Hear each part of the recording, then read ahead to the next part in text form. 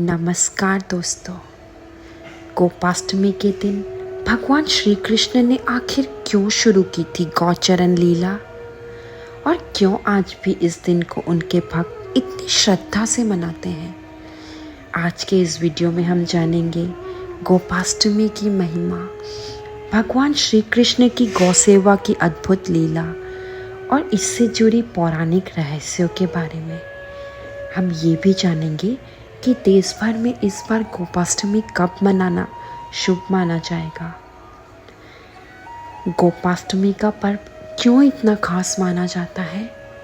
कार्तिक माह के शुक्ल पक्ष की अष्टमी तिथि का ये पर्व हमारे पौराणिक इतिहास का प्रतीक है।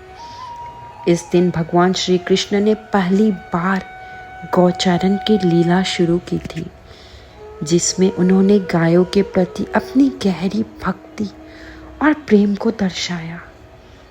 क्या आप जानते हैं कि गायों के प्रति ये सम्मान हमें कौन से लाभ दिलाता है?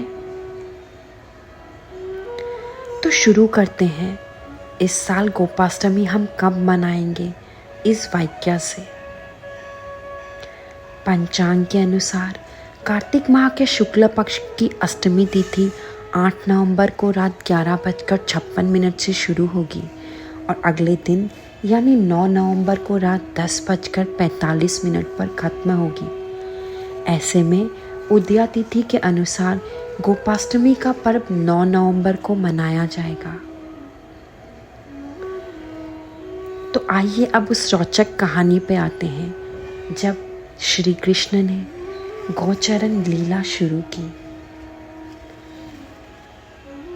श्री कृष्ण उस समय 5 वर्ष के थे और अपनी माता यशोदा से गोपाल बनने की अनुमति मांगते हैं। मैया, अब मैं बड़ा हो गया हूँ, मुझे गोपाल बनना है। क्या मैं गायों की सेवा करूँ? क्योंकि मैं इस धरती पे इसीलिए तो आया हूँ मैया।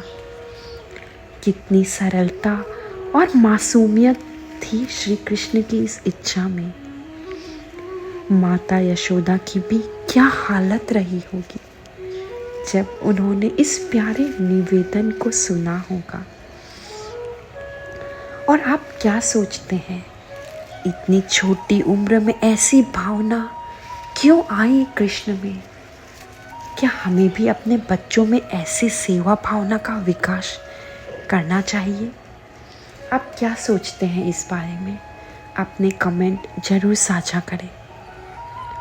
इस पर माता यशोदा ने शुभ मुहूर्त की बात कही और उसी समय शांडिल्य ऋषि का आगमन होता है। ऋषि ने कृष्ण की जन्मपत्री देखकर कार्तिक शुक्ल पक्ष अष्टमी को गौचारण का मुहूर्त निकाला। कितना चमत्कारी संयोग! इस तरह गोपाष्टमी का दिन ही तय हो गया गौसेवा का प्रतीक बनने के लिए।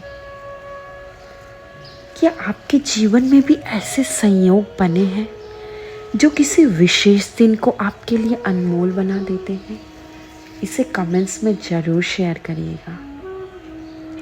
अब आता है सबसे रोचक हिस्सा, जब माता यशोदा ने कृष्ण के लिए जूती पहनानी चाहिए तो कृष्ण ने मना कर दिया। उन्होंने कहा, मैया, यदि मेरी गायें जूती नहीं पहनती तो मैं भला कैसे पहन सकता हूँ? इस छोटी सी बात में कितनी गहरी सादगी और सामंजस्य था। उनके इस त्याग में कितनी महानता छुपी थी। क्या हम आज भी अपने जीवन में ऐसे छोटे छोटे त्याग कर सकते हैं? क्या हम भी उनकी तरह बिना किसी भेदभाव के अपने जीवन को सरल बना सकते हैं? आखिर में हम इस अद्भुत कथा पर आते हैं, जब भगवान श्री कृष्ण ने गोवर्धन पर्वत को अपनी छोटी उंगली पर उठाकर इंद्र के घमंड को तोड़ा। इसी कारण उन्हें गोविंद नाम से पुकारा गया। या क्या ये केवल एक मिथक है या हमारे लिए एक संदेश?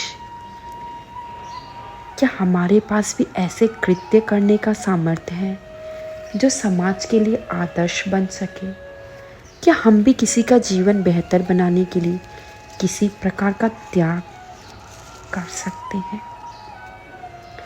तो इस गोपाष्टमी पर आइए गायों की पूजा करें, उनके प्रति आदर और प्रेम जताएं और श्री कृष्ण की इस लीला से प्रेरणा लें। आपको ये वीडियो कैसी लगी? क्या आप गोपाष्टमी के इस पावन पर्व को अलग तरह से देखना चाहेंगे? कृपया अपने विचार हमारे साथ शेयर कीजिए और इस वीडियो को लाइक, शेयर और सब्सक्राइब करना ना भूलें। इस वीडियो को शेयर करने से जो लोग गोपाष्टमी नहीं मनाते, जो गायों की सेवा करने का तात्पर्य नहीं जानते, शायद हमारे इस नेक कर्म से उनके मन में भी गाय की सेवा करने का उत्साह आए। शायद हमारा एक शेयर किसी और से पुण्य कराने के लिए प्रेरित कर सकता है। हमारी संस्कृति और परंपराओं को अधिक से अधिक लोग जान सके, इसके लिए आप भी योगदान करें। धन्यवाद।